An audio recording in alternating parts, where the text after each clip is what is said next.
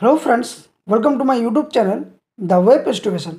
सो friends, এই মুহূর্তে একটা গুরুত্বপূর্ণ ব্রেকিং নিউজ সেটা হচ্ছে শিক্ষকদের টেট সংকট নিয়ে।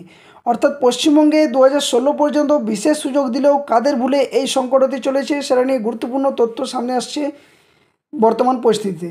অর্থাৎ আপনারা সকলে জানেন যে টেট পাস বাধ্যতামূলক নিয়ে একটার পর একটা কিন্তু ঘটনার সামনে আসছে, যেখানে বিভিন্ন রাজ্য সরকার বিভিন্নভাবে তাদের যে কেস সেই কেস কিন্তু সুপ্রিম কোর্টে করছে এবং একটার পর একটা কিন্তু এমএ ফাইল তৈরি হচ্ছে এই যে টেট পাস ম্যান্ডেটরি নিয়ে। তো সম্প্রতি 1 সেপ্টেম্বর যে রায় দিয়েছিল সুপ্রিম কোর্ট, সেখানে ভিত্তিতে কিন্তু প্রত্যেক রাজ্য সরকার তথা শিক্ষা মহল বা শিক্ষা দপ্তর তরফ থেকে একটার পর একটা কিন্তু যে ভীতি বা ভয় সেটাও কিন্তু তৈরি হচ্ছে। সাথে সাথে শিক্ষকদের যে টেট পাস ম্যান্ডেটরি সেটা নিয়েও কিন্তু বিভিন্নভাবে বিভিন্ন তথ্য কিন্তু উঠে আসছে সামনে। তো তারই মধ্যে একটা গুরুত্বপূর্ণ বিষয় হচ্ছে যে পশ্চিমবঙ্গে যে 2016 সাল পর্যন্ত যে বিশেষ সুযোগ দেওয়া হয়েছিল, সেই সুযোগ দিলেও কাদের ভুলে কিন্তু এই কিছু সংকট কিন্তু তৈরি হচ্ছে, যেখানে পশ্চিমবঙ্গের শিক্ষক শিক্ষিকাদের একটা ভবিষ্যৎ নিয়ে কিন্তু একটা অন্ধকার পরিস্থিতি তৈরি হতে চলেছে। তো এই ভিডিওর মধ্যে দিয়ে সমস্ত বিষয়টা আলোচনা করব আপনার সামনে, যেখানে ঘটনার প্রেক্ষাপটে বা কী হতে চলেছে, কেন্দ্রীয় সরকারের ছাড়ও তার শর্তই বা কী ছিল, সংকটের কারণে বা কী, এবং শিক্ষকদের ভবিষ্যৎ কী হতে চলেছে তার সম্পূর্ণ তথ্য আপনার সামনে এই ভিডিওর মধ্যে দিয়ে আলোচনা করার চেষ্টা করছি।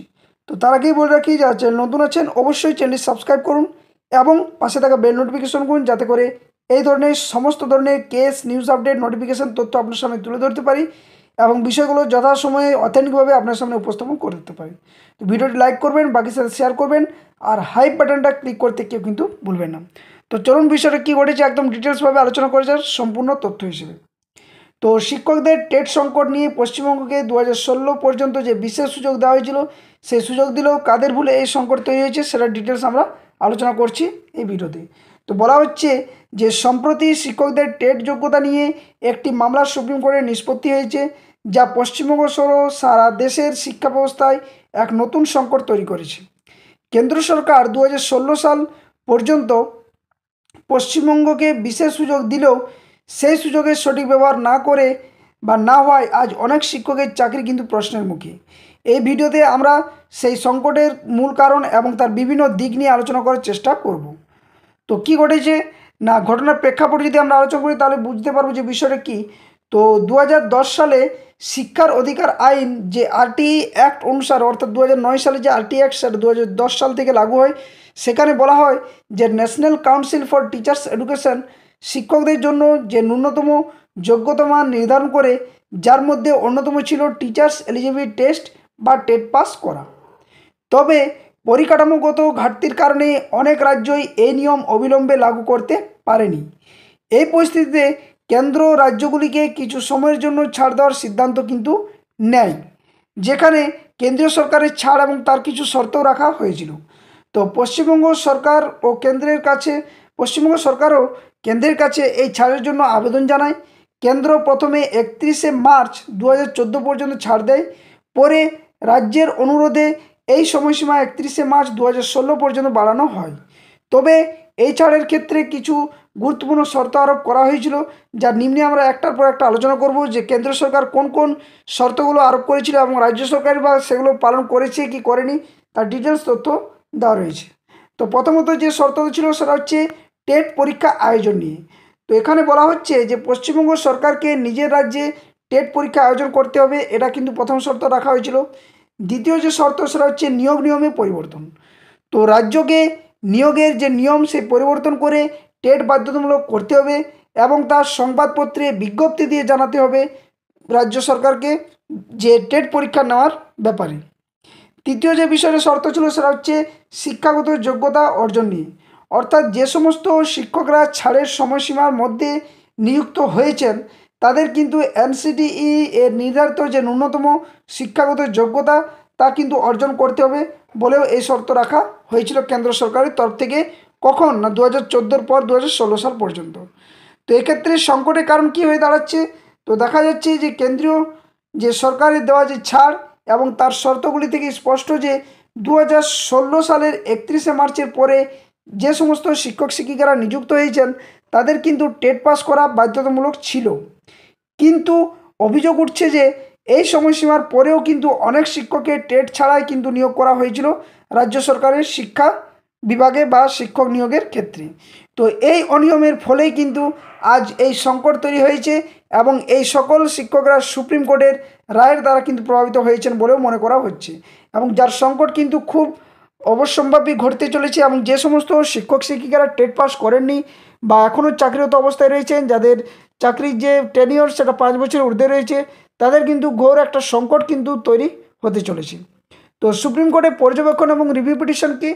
তো সুপ্রিম কোর্ট এই মামলায় টেট বাধ্যতামূলক যে রায়, সেই রায় দেওয়ার পক্ষে কিন্তু রায় দিয়েছে এবং যেখানে বলা হয় যার ফলে অনেক শিক্ষকের চাকরি আজ প্রশ্নের মুখে। এই রায়ের বিরুদ্ধে একাধিক রিভিউ পিটিশন দাখিলও করা হয়েছে। এখন দেখার বিষয় যে আইনজীবীরা এই পিটিশনগুলির সপক্ষে কতটা জোরালো যুক্তি তুলে ধরতে পারেন, যেখানে একটার পর একটা কিন্তু যুক্তি উঠে আসছে। যেখানে আমি কালকেও কিন্তু একটা প্রতিবেদন বা ভিডিও দিয়েছিলাম, যেখানে শিক্ষকদের টেট পাস বাধ্যতামূলক এবং সেখানে যে নিয়মের পরিবর্তন সেটা নিয়েও কিন্তু একটা নতুন ক্লু কিন্তু পাওয়া গেছে এই টেট পাস বাধ্যতামূলক রায়ের বিরুদ্ধে। তো দেখা যাক কী হচ্ছে। নিচে বলছে ভবিষ্যৎ কি, এই যে রায় দেওয়া হয়েছে বা এই যে শর্তগুলো রাখা হয়েছিল যেখানে পশ্চিমবঙ্গ সরকার আদৌ এগুলো পালন করেনি বা যার জন্য বর্তমান পরিস্থিতিতে শিক্ষকদের এই খেসারত বা ভুলের কিন্তু যে কফিয়ত সেটাও কিন্তু দিতে হতে পারে। তো এই সংকট পশ্চিমবঙ্গ সহ সমগ্র দেশের শিক্ষা ব্যবস্থার জন্য একটি বড় চ্যালেঞ্জ হয়ে দাঁড়িয়েছে। একদিকে যেমন শিক্ষকদের ভবিষ্যৎ অনিশ্চিত, তেমনি অন্যদিকে ছাত্রছাত্রীদের পড়াশোনাও কিন্তু ক্ষতিগ্রস্ত হওয়ার কিন্তু আশঙ্কা রয়েছে। যদি এই শিক্ষকদের টেট পাস বাধ্যতামূলক করে দেওয়া হয় এবং সেক্ষেত্রে যদি শিক্ষকরা টেট পাস করতে না পারেন বা পশ্চিমবঙ্গ সরকার যদি সঠিকভাবে বা সঠিক পদ্ধতিতে টেট না নিয়ে থাকে, তাহলে কিন্তু যে শিক্ষা দপ্তরে বা এই যে শিক্ষা মহলে যে একটা শিক্ষকদের টেট পাস যে টিচার্স এলিজিবিলিটি টেস্ট কোয়ালিফাইড সেটা কিন্তু করাটা একটা দুরূহ পরিস্থিতি পরবর্তী ক্ষেত্রে তৈরি হতে পারে। তো এই পরিস্থিতিতে দাঁড়িয়ে দেখা যাচ্ছে যে যে কীভাবে পশ্চিমবঙ্গ সরকার এই নতুন যে সমস্যা তৈরি হচ্ছে বা টেট পাস বাধ্যতামূলক সেটা থেকে বেরিয়ে আসছে এবং রাজ্য সরকার ও শিক্ষা দপ্তরকে দ্রুত কীভাবে পদক্ষেপ নেবে সেটাই কিন্তু এখন দেখার বিষয়।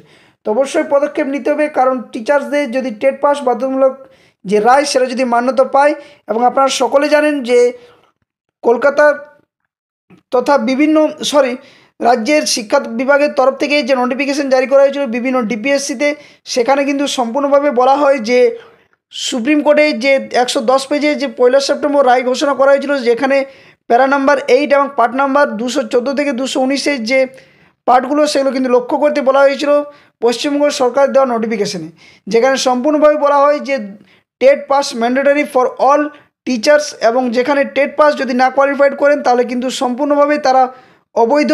এবং সেখানে বোঝা যাচ্ছে যে যে সময়সীমা যেখানে 2025-এ 1 সেপ্টেম্বর থেকে 2027-এ 1 সেপ্টেম্বর, এই যে 2 বছর, এই 2 বছর টেনিয়রের মধ্যে সমস্ত শিক্ষকদেরকে যাদের 5 বছরের ঊর্ধ্বে চাকরিরত টেনিয়রটা রয়েছেন তাদের কিন্তু টেট পাস করতে হবে এবং এক্ষেত্রে টেট পরীক্ষার যে আয়োজন সেটা কিন্তু পশ্চিমবঙ্গ সরকারকে দ্রুত পদক্ষেপ নিয়ে সেই রায় মোতাবেক কিন্তু কাজ করতে হবে এবং শিক্ষকদের টেট কোয়ালিফাইড করাটাও কিন্তু একদম বাধ্যতামূলক হয়ে দাঁড়াচ্ছে। তো এই ছিল সম্পূর্ণ তথ্য। দেখা যাক এখন পশ্চিমবঙ্গ সরকার কী পদক্ষেপ নেয় বা আদৌ কি এই রায়ের বিরুদ্ধে পশ্চিমবঙ্গ সরকার আরও কোনো নতুন পরিস্থিতি তৈরি করতে যাচ্ছে কি যাচ্ছে না। বিভিন্ন রাজ্য সরকার অলরেডি একটার পর একটা কিন্তু এমএ ফাইল বা কেস কিন্তু করে ফেলেছে এই রায়ের বিরুদ্ধে বলা চলে। সেখানে দাঁড়িয়ে পশ্চিমবঙ্গ সরকারের কী পদক্ষেপ সেটাও কিন্তু দেখার বিষয়।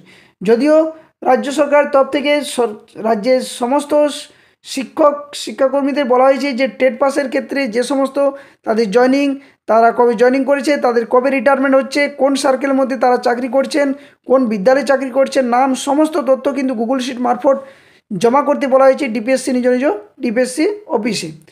তো যাই হোক, এই তথ্যগুলো আপনার সামনে তুলে ধরা একটা খুবই গুরুত্বপূর্ণ বিষয়, কারণ যেহেতু এই যে রায় এটা কিন্তু শুধুমাত্র যে পশ্চিমবঙ্গ রাজ্যের ক্ষেত্রে প্রভাব পড়বে সেটা নয়, সম্পূর্ণ দেশের বিভিন্ন রাজ্যে যে সমস্ত শিক্ষক শিক্ষিকারা টেট পাস করেননি তাদের ক্ষেত্রে কিন্তু একটা বড় প্রভাব পড়তে চলেছে বলেও মনে করা হচ্ছে। তো এই ছিল সম্পূর্ণ আপডেট আপনার সামনে তুলে ধরলাম। তো যদি ভিডিওটি ভালো লেগে থাকে অবশ্যই ভিডিওটি লাইক করবেন, বাকি সাথে শেয়ার করবেন, আর যারা চ্যানেল নতুন আছেন, নতুন ভিউয়ার্স রয়েছেন, অবশ্যই চ্যানেলটি গ্রো করার জন্য চ্যানেলটি সাবস্ক্রাইব করে পাশে থাকা বেল নোটিফিকেশন করবেন আর হাইপ বাটনটা ক্লিক করতে কেউ ভুলবেন না। ভিডিওর ডেসক্রিপশন বক্সে official Telegram channel link, official Facebook পেজের লিঙ্ক দেওয়া থাকবে, সেখানে সকলেই যুক্ত হয়ে যাবেন। ওখানে সমস্ত কেস, নিউজ আপডেট, নোটিফিকেশন, চাকরি সংক্রান্ত বিভিন্ন তথ্য শেয়ার করা হয়, তো সেখানে কিন্তু কেউ যুক্ত হতে ভুলবেন না। ধন্যবাদ। জয় হিন্দ। সকলে সুস্থ থাকুন, ভালো থাকুন। আবার কোনো একটা নতুন ভিডিও নিয়ে আপনার সামনে হাজির হব।